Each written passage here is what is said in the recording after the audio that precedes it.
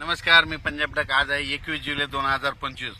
मी या सोयाबीनच्या शेतामध्ये उभा आहे, पण ही सोयाबीन आहे धाराशिव जिल्ह्यातली, म्हणजे धाराशिव जिल्ह्यातली ही सोयाबीन आहे. पाहू शकता कसं पीक बहरलेलं आहे. तर इतके जोरात पीक आहेत, म्हणजे हे धाराशिवकडले.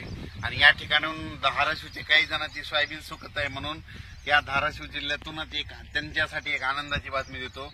आज 21 तारखेला म्हणजे संध्याकाळी रात्रीच्याला विजेच्या कडकडाटासह ठिकठिकाणी तुमच्या धाराशिव जिल्ह्यामध्ये पाऊस येणार आहे, म्हणून ही धाराशिव जिल्ह्यासाठी आनंदाची बातमी. लातूर जिल्ह्यात देखील पाऊस येणार आहे, नांदेड जिल्ह्यात देखील येणार आहे, त्याच्यानंतर सोलापूर जिल्ह्यात येणार आहे, अहिल्यानगर येणार आहे, इकडं सांगलीकडे येणार आहे, साताऱ्याकडे संभाजीनगर आहे, जालना जिल्ह्याकडे आज येणार आहे, परभणी जिल्ह्याकडे, बीड जिल्ह्याकडे, त्याच्यानंतर हिंगोली, त्याच्यानंतर बुलढाणा जिल्ह्यात देखील आहे, त्याच्यानंतर जालना, संभाजीनगर, जळगाव जिल्ह्यामध्ये, नाशिक जिल्ह्यामध्ये कोकणात जोरदारच पडणार आहे, म्हणून हे लक्षात येतं. म्हणजे सांगायचं झालं तर 21, 22, 23च्या दरम्यान आता हे जे जिल्हे सांगितले त्या जिल्ह्यात चांगला पाऊस पडणार आहे. म्हणजे ज्या पट्ट्यात पाऊस नव्हता, विशेष म्हणजे धाराशिव जिल्ह्यातले सोयाबीन सुकत आहे, तिथं नव्हतं, म्हणून खास धाराशिव जिल्ह्यात पीक पद्धती बघू शकता.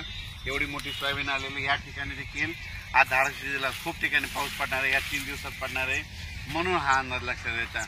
पण त्याच्यानंतर बीड जिल्ह्यात देखील आहे, लातूरकडे आहे, नांदेड आहे, परभणी आहे, हिंगोलीकडे आहे, वाशिमकडे आहे, अकोलाकडे आहे. म्हणजे राज्यात म्हणजे आजपासून ठिकठिकाणी पावसाला सुरुवात होणार आहे. म्हणजे जवळपास जिल्ह्याच्या जवळपास 50% भागात तरी आज बऱ्याच ठिकाणी पाऊस पडेल. आजच्या पेक्षा म्हणजे 22 तारखेला आणखीन याची व्याप्ती वाढत जाणार आहे, 23ला आणखीन जास्त वाढणार आहे. म्हणजे सांगायचं झालं तर या 4 दिवसामध्ये 21, 22, 23 आणि 24च्या दरम्यान म्हणजे ह्या धाराशिव जिल्ह्यात सगळीकडेच पाऊस पडून जाईल आणि सगळ्यांचं जे सुकलेलं सोयाबीन आहे ते चांगलं दिसणार आहे, म्हणून हे अंदाज लक्षात येतात. अचानक वातावरणात बदल झाला तर लगेच एक मेसेज दिला जाईल. पण राज्यामध्ये आता 21 पासून ते 28 जुलैपर्यंत 8 दिवस दररोज वेगवेगळ्या भागात पाऊस पडणार आहे आणि संपूर्ण जिल्ह्यात सगळीकडे पडून जाणार आहे 8 दिवसात, म्हणून हे अंदाज लक्षात येतात. एकदा सगळीकडे पडणार नाही, आज काही ठिकाणी पडून, उद्याच्याला काही ठिकाणी पडून, परवाच्याला काही ठिकाणी पडून पाऊस येणार आहे, म्हणून हे अंदाज लक्षात घ्यायचा. अचानक वातावरणात बदल झाला तर लगेच एक मेसेज दिला जाईल. धन्यवाद.